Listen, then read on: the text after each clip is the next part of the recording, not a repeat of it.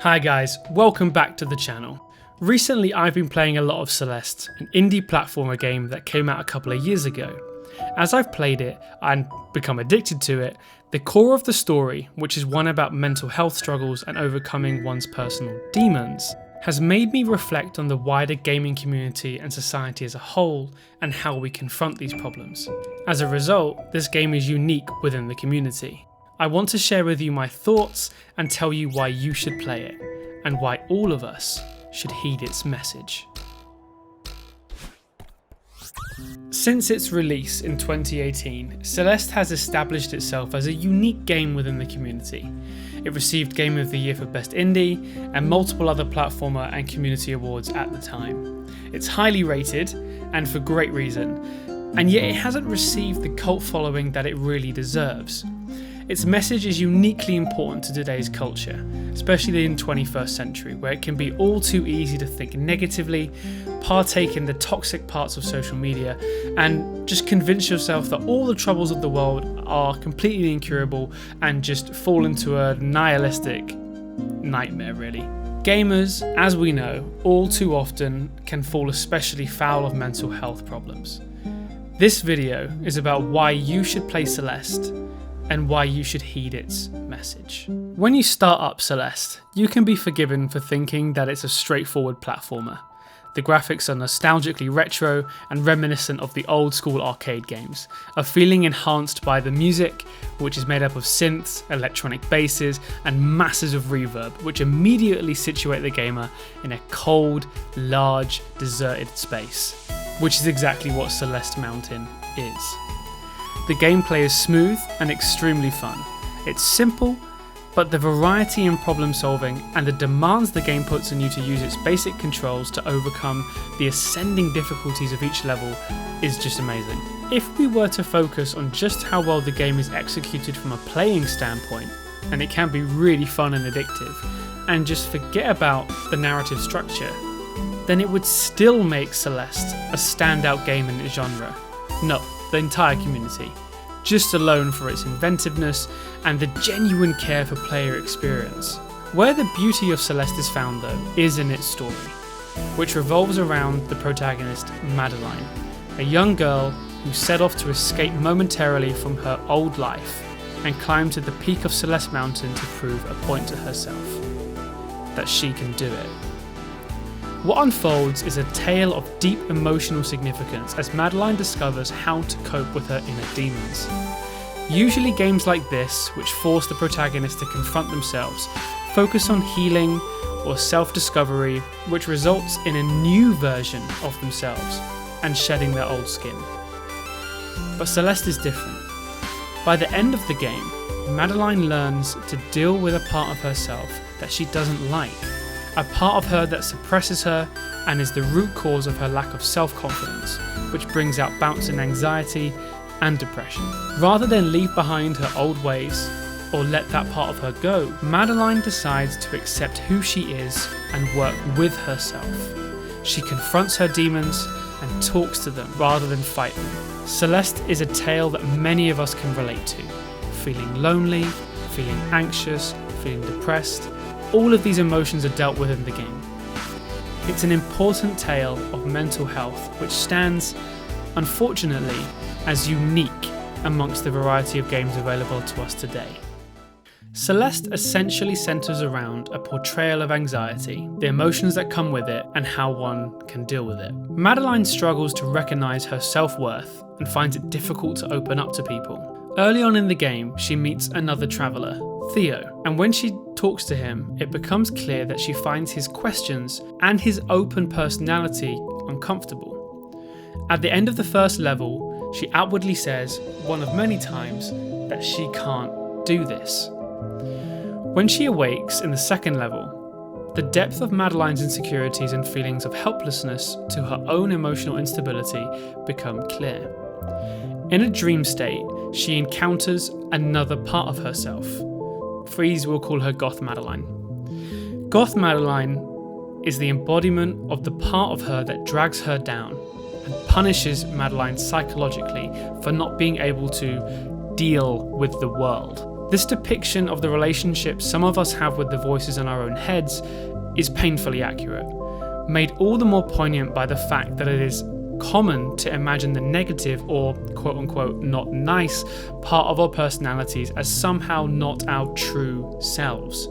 It's not us, but some other unhealthy part of our minds that we often think are separate, and this is how Madeline sees it.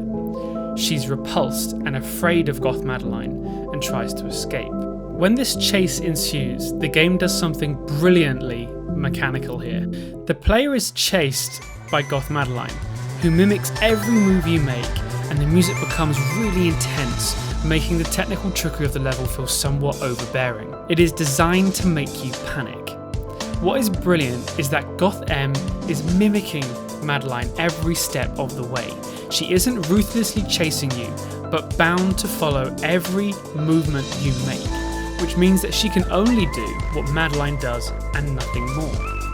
The sense of panic induced in the player is a complete facade. The trick is that you, Madeline, are actually in complete control of the situation by determining how you move. As the game reminds you in one of its postcards of advice, you can't outrun yourself. Goth Madeline is a part of Madeline, a fact Madeline spends much of the game trying to come to terms with. At the end of the dream is an imagined conversation with what we can only assume is Madeline's mother, who manifests as a spirit that either seems exhausted by Madeline's mental health problems or just doesn't care. When we view this conversation in the real world, after Madeline wakes up, we find her mum to be an entirely lovely person. But I think the insinuation here is perhaps that Madeline feels on some level that she can't communicate with her mother, no matter how lovely her mum is. From this point on, every level unveils a side of Madeline's anxiety, with different elements of stress and depression manifesting in other characters.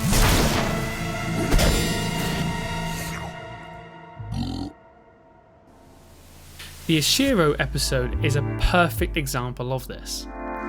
Mr. Oshiro, unable to leave behind his hotel long after the customers have ceased coming, has become a ghost of sorts, tethered to a memory of what his beloved home used to be like. He has become blinded to the fact that it's run down and yet strangely panicked by the situation. When Madeline arrives, he simultaneously pretends that everything is in order, while also being acutely aware that his hotel is in really no fit state. Madeline, perhaps seeing something of herself in Oshiro, decides that she wants to help him, against the better advice of Theo, who finds him creepy, and Goth Madeline, who summarises that if Madeline can't help herself, then why should she bother helping Oshiro? Madeline's better nature is to try and appease the stranger, who simply wants a friend. Ultimately, Madeline cannot rectify not wanting to remain in the hotel with her desire to make him feel better, and after Goth Madeline effectively tells Oshiro that he is completely worthless, brutally forcing him to confront the emotional reality of his situation, Oshiro explodes, taking aim at Madeline for what he deems as a betrayal of his trust. When he calms down though, he tells Madeline to leave. Madeline is hurt. Hurt because she thought somehow she could help someone who clearly suffered in a similar way to herself, but she could not. And she's also hurt because the dark part of her, Goth Madeline, was proven right. Oshiro was a weirdo, and she couldn't do anything about it. Oshiro, like Madeline, has a darker side of himself that he couldn't control, but he's been left so alone for so long that it's more extreme. It's turned into a sort of bipolar situation or schizophrenia, where the outward facade of the nice Oshiro is trying to control the insecurities and the darkness within. Later on, we get a demonstration of Madeline's anxiety. While her and Theo are on a cable car, it stops halfway across the ridge, and then brakes. Madeline goes into a complete panic attack. Theo, remaining completely calm, uses the analogy of a floating feather to calm Madeline down. This is extremely important because it shows us and Madeline that Theo has experience of dealing with anxiety. which we later found out is rooted in a relationship he has with his brother. But more than anything, it's the first time the game openly enforces the message that it's important to rely on friends around you to help you out. The key moment in the story, though, comes during the temple level. When Madeline enters, she finds that Theo has disappeared. More confident now, though, perhaps that she's established a friendship with Theo, she decides to look for him. But then we find Goth Madeline, who tells us that the temple is a projection of Madeline's mind. Look in the mirror, she says, this is your head, thereby blaming Madeline for Theo's problem. The temple magnifies Celeste Mountain's power, which makes her darker side take on a more material form in the shape of monsters that chase Madeline around. Eventually, we find Theo, who's trapped in a glass case. He concludes that this case must be a self-projection of his inner psyche, an insecurity that he hasn't dealt with. This is important because after setting Theo up as a confident lone traveller who appears the complete opposite of M, the writers are telling us that Theo is pondering out loud about his mental health. The monsters that chase Madeline in the cave suddenly take on a new meaning now. Perhaps Madeline is trapped in Theo's mind, or they're in a shared experience where their psyches are interacting and both people's insecurities are coming out into the fold. After Madeline carries Theo out, they pause and set up camp and have a chat on the mountain in a chapter that is beautifully titled Reflections. The two characters take it in turn discussing their reasons for coming to the mountain, and we realise how similar the characters actually are, despite their exterior personas. Both Madeline and Theo, to an extent, left a life of insecurity and a lack of personal fulfillment to come and seek achievement, solace and selfhood on the mountain. It's during this chat that if the player prompts enough, that Madeline opens up much more than we could have thought possible at the beginning of the journey. The game demonstrates the importance of speaking to friends and talking about mental health as an important to overcoming your difficulty. It's at this point that Madeline decides what to do with Goth Madeline, the other part of her she doesn't like. However, as many of us do and people continue to do, she comes to the wrong conclusion, which is portrayed as unhealthy. In a moment that is perhaps anachronistic of the entire game, Madeline ascends calmly into the sky, a metaphor for journeying deep into herself, through using, quite beautifully, the feathers that Theo had used in an analogy earlier during the panic attack. She ascends to meet Goth Madeline. Madeline tells her that she doesn't need her and that they'll both be happier without each other. True to the warning given earlier by the game, that one can't outrun themselves, Madeline fails to recognise that you can't just disregard a part of yourself that makes you, you. Goth Madeline reacts viciously, stating quite rationally, if not terrifyingly, that she can't be gotten rid of, and throws Madeline all the way down to the foot of the mountain. In thinking that she can deal with her anxiety by cutting part of herself out, she has, literally and figuratively, hit rock bottom.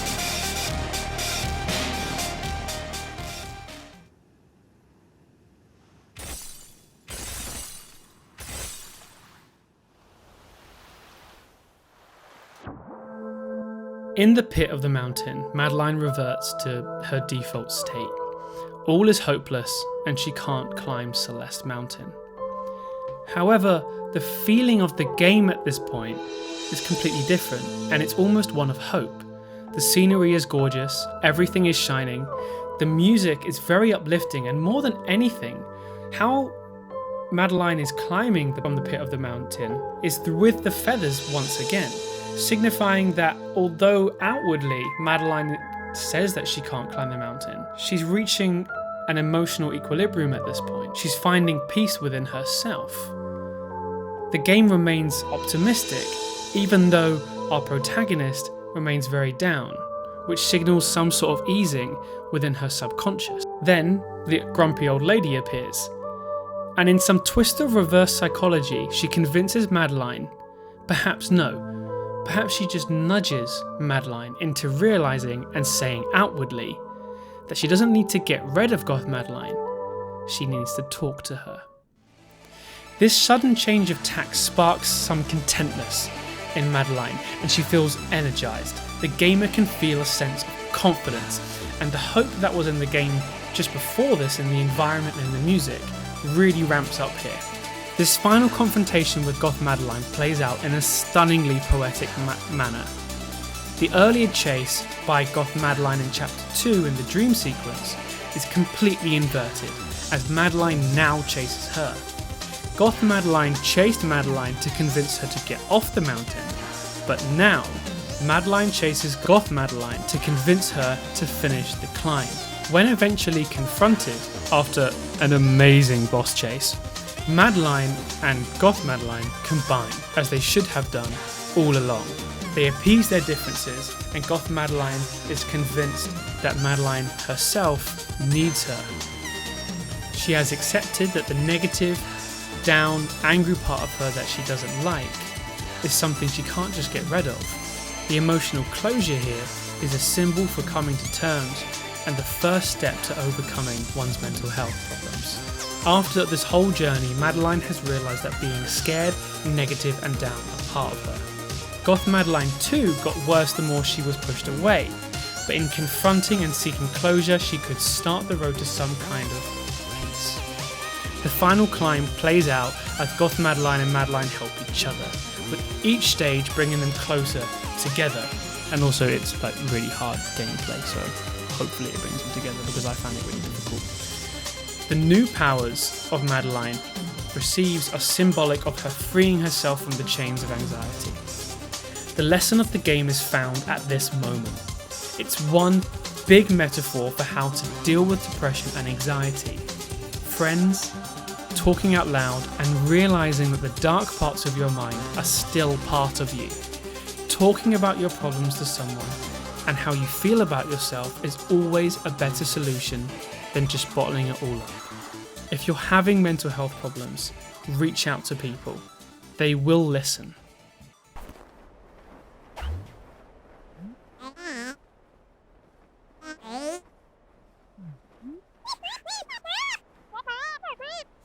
What's so great about this whole story and about this game is how the rest of the all-round game design feeds into this. The strawberries, which are completely optional, are not forced upon the player, and dying does not penalise you at all. In fact, dying I found was actually quite addictive in this game, because it's once you die you just reset immediately, and the game just seems to just constantly push you forward with momentum.